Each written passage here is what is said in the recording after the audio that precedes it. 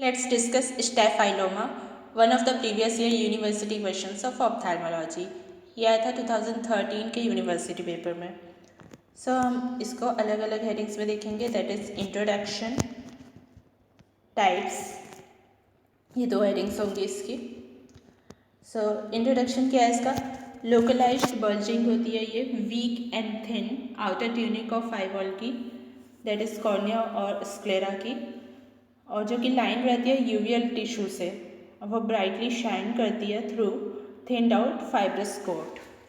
तो ये स्टेफेलोमा का डेफिनेशन है. इसको हम फिगर 7.9 में देख सकते हैं कि स्टेफाइलोमास का डायग्रामेटिक डिपिक्शन है ये. ए वाली जो पोजीशन है वो इंटरकैलरी स्टेफाइलोमा को शो कर रही है. बी वाला जो है वो शो कर रहा है सीलियरी स्टेफाइलोमा. सी वाला जो है वो शो कर रहा है इक्वेटोरियल, एंड डी वाला पोस्टीरियर को शो कर रहा है. तो इसके टाइप्स क्या होते हैं? एंटीरियर स्टेफेलोमा होता है, intercalary, ciliary staphyloma, equatorial staphyloma and posterior staphyloma. 5 types के होते हैं ये. तो एंटीरियर स्टेफेलोमा क्या होता है? ये एक एक्टेसिया होता है. Ectasia means what? Dilatation of pseudocornea. Pseudocornea क्या होता है? स्कार फॉर्म होता है जो ऑर्गेनाइज्ड एक्सुडेट्स से और फाइब्रस टिश्यू से और एपिथेलियम से कवर्ड रहता है, उसको बोलते हैं हम सूडोकॉर्निया. तो ये सूडोकॉर्निया कैसे होता है? या तो टोटल स्लविंग ऑफ कॉर्निया के कारण हो जाता है, मीन्स डेड स्किन पूरी जो कॉर्निया की रिमूव हो जाती है, और साथ में अगर आइरिस प्लास्टर्ड होता है उसके पीछे में, कॉर्निया के पीछे में, तो उस कंडीशन में सूडोकॉर्निया फॉर्म हो जाता है. तो सूडोकॉर्निया के एक्टेसिया को हम बोलते हैं एंटीरियर स्टेफाइलोमा. ठीक है. नाउ सेकंड है इंटरकैलरी स्टेफाइलोमा. तो ये क्या होता है? ये ना लोकलाइज्ड बल्ज होता है लिम्बल एरिया में, जो कि इंटरनली लाइन रहता है रूट ऑफ आइरिस से, और anterior most part of ciliary body से लाइन रहता है. ना ये एक्टेसिया के कारण होता है, वीक स्कार टिश्यू के कारण, जो कि फॉर्म हो जाता है लिम्बस में.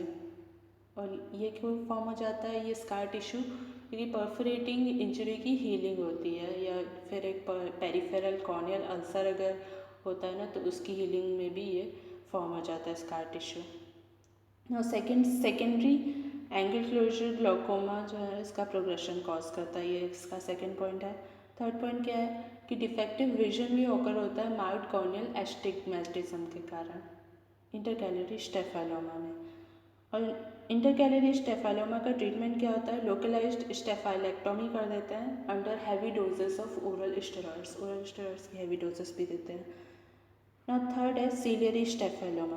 अच्छा, इंटरकैलरी स्टेफेलोमा दिखता कैसा है? ये कुछ इस तरीके से दिखता है. ये इसकी बल्जिंग हो गई है लिम्बल एरिया में. Now ciliary staphyloma. Ciliary staphyloma को हम दो हेडिंग्स में देखेंगे, that is introduction and causes. तो इसका इंट्रोडक्शन क्या है? ये बल्ज होता है वीक स्क्लेरा का, और ये सीलियरी बॉडी से लाइंड रहता है. ये अबाउट 2 to 3 mm अवे होता है लिम्बस से, और एक्सटेंड कर सकता है 8 mm तक बिहाइंड द लिम्बस. तो इसके कॉजेस क्या हो सकते हैं?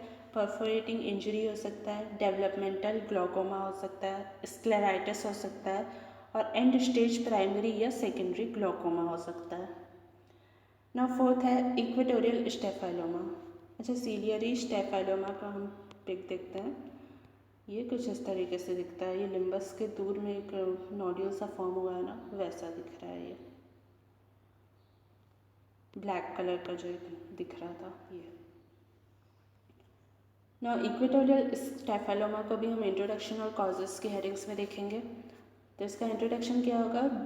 ये इक्वेटोरियल स्टेफेलोमा होता है due to the bulge of sclera. Sclera का बल्ज हो जाता है जो कि कोरॉइड से लाइन रहता है इक्वेटोरियल रीजन में. इसके कॉजेस क्या होते हैं? स्क्लेराइटिस हो सकता है, स्क्लेरा डिजेनरेशन हो सकता है, ये सबसे कॉमनली होते हैं. और ये किस कंडीशन में होता है? पैथोलॉजिकल मायोपिया में और क्रोनिक अनकंट्रोल्ड ग्लोकोमा में. और फिफ्थ है पोस्टीरियर स्टेफेलोमा. इसको भी हम इंट्रोडक्शन और कॉज में देखेंगे. इंट्रोडक्शन क्या है इसका? ये वीक स्क्लेरा का बल्ज होता है और ये लॉइन रहता है कोरॉइड से बिहाइंड द इक्वेटर. इसका कॉज क्या होता है? पैथोलॉजिकल मायोपिया सबसे कॉमन कॉज होता है इसका. और ये ऑप्थेल्मोस्कोपी में कैसा दिखता है, ऑप्थेल्मोस्कोपी में ही इसको डायग्नोस करते हैं ना, और इसका एरिया जो है एक्सकेवेटेड दिखता है, रेटिनल वेजल्स उसमें साथ में डिप कर रही होती है, जैसे कि मार्क्ड कपिंग होती है ना ऑप्टिक डिस्क की ग्लोकोमा में, वैसे ही यहाँ पे एक्सकेवेशन हो जाता है। उसका फ्लोर फोकस किया जा सकता है माइनस लेंसेज से ऑप्थेल्मोस्कोप में, उसके मार्जिन्स के कंपैरिजन में, क्योंकि मार्जिन्स के कंपैरिजन में एक हम पर्टिकुलर टाइप का लेंस यूज़ करेंगे, जबकि जहाँ पे एक्सकेवेशंस है वहाँ पे फोकल लेंथ बढ़ गया रहेगा। तो फोकल लेंथ अगर बढ़ गया है तो वहाँ पे हमको पावर को कम करना पड़ेगा। पावर को कम करने के लिए हमें माइनस लेंसेज की ज़रूरत होगी, यानी कि कॉनकेव लेंसेज की। तो इसको हम देख सकते हैं ऑप्थेल्मोस्कोप में, ये कुछ इस तरीके से दिखता है। यह है फंडस फोटोग्राफ, और डायग्रामेटिक डिपिक्शन इसका बी में दिया है, एक्सकेवेशन ऑफ रेटिनल टिश्यू का और ब्लड वेजल्स जो है पोस्टीरियर स्टेफेलोमा में। तो ऐसे ये एक्सकेवेट हो गई है, ये थोड़ी बैंड टाइप की दिख रही है, तो ऐसा दिखता है ये।